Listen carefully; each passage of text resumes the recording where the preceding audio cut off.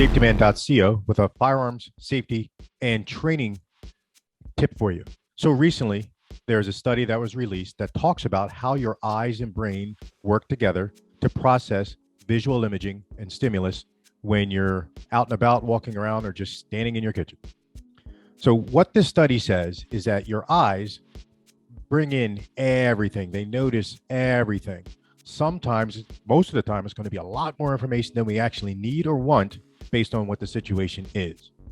Think about those old first-person movies that we saw, Blair Witch Project, which was shot from a cell phone, right? And it's bouncing around and moving all around. And some people reported getting sick, dizzy, even getting nauseous from watching that. A more recent film is Cloverfield, which I recommend. It's actually a pretty good movie, shot the same way it's called found footage from a cell phone. And they're still making movies like that. Well, that's technically actually how your eyes, when you're bouncing around and walking, how your eyes are actually picking things up. But we have image stabilization, don't we? And we see that less and less on smartphones because they have that image stabilization to make sure that when you're taking that video and you move a little bit, it doesn't bounce the lens and just make it look like a little kid shot it. So that's one of the things that your eyes and brain are doing when you're processing images. So again, just let's take this scenario. You're walking through the supermarket with your shopping cart and you're looking for 10 different things. And just think about all the stimulus that's coming into your eyes that your brain has to process. You're looking for a box of macaroni, specific one, Annie's, organic, macaroni and cheese.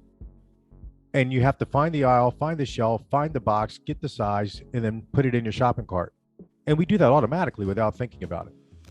Now imagine trying to direct somebody to do that while you're watching a camera on the side of their head and they're looking all around like this, looking around. To them, it's going to be nice and stable and fluid. But to us, because our brain isn't the one that's seeing it first time, it's going to be a train wreck. So what our brains and eyes do is when they know what the mission is, your brain knows what the mission is. Just walk down the street and don't get hit by a car. Walk through the aisle of the supermarket and find this box. When our brains know what that mission is, it can filter that information to only the things needed so you don't walk into people. So if somebody stops in the aisle, you don't run them over with your shopping cart. So you can stay upright when you walk so you don't get too close to people, especially now with physical distancing, right? And it's looking for the specific box that you're looking for. It knows exactly what you're looking for, so it's going to try its best to get rid of all the extraneous stimulus. Why am I telling you this? Well, as a firearms instructor, all of my clients, when we go to the range, we practice that stance, that grip, that breath control, that trigger control, trigger squeeze, trigger reset, sight alignment, sight picture, follow through. All of those things we practice, emergency reloads, weapon malfunction clearages, and holstering and unholstering. We practice all those things.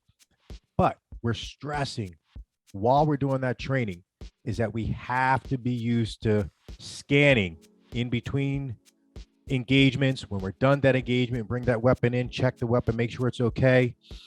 Take a deep breath while we're scanning. 360 degrees, scan all the way around. What am I looking for? Why am I doing this? Well, when we get in that stress, remember how I told you, just looking for a box of macaroni, your brain's not picking up on a lot of other things there. Well, when we get in a stressful situation, when it's life or death, our brain does even more active filtering for us. It gets rid of peripheral vision. Okay. It wants us to focus on the threat's weapon, the proximity, the distance, and then start to figure out what we're going to do to defend ourselves or to take out that threat. Okay. It's called loss of peripheral vision. Okay. Sometimes we get a loss of depth perception. It also works on our ears too, right? We get that auditory exclusion. There's things that we're not going to hear, and there's things that we're going to hear very, very distinctly, things that have to do with the threat. So how do the two come together? The fact that our brains and eyes can process information in such a way that it gives us exactly what we need, no more, no less, as long as it perceives it, and as long as we know what to do with it. And that under stress, our brain does that even more. It's because we want to train. Why are we talking about this? Because we want to give you a reason to want to train yourself to automatically build that muscle memory to ready, scan, and breathe, to try to get fresh oxygen in there. What do you tell everybody when they're having a panic attack or when something traumatic happened? Take a deep breath. Exactly. There's science behind that. It's because we want to get fresh oxygen. a lot of it in there because we're breathing fast, we're hyperventilating, our heart rate's going 140, 50, 60 beats per minute, depending on how traumatic the situation was. And we need to start to slow that down, keep our hands from shaking so we can talk and process information and make good decisions. Safety man's tip of the day, okay? Make sure that you train yourself the best way possible. Seek me out and I will ensure that whatever your weapon system is, you'll be able to use it safely, legally, and effectively. Safetyman.co. Stay safe and be ready.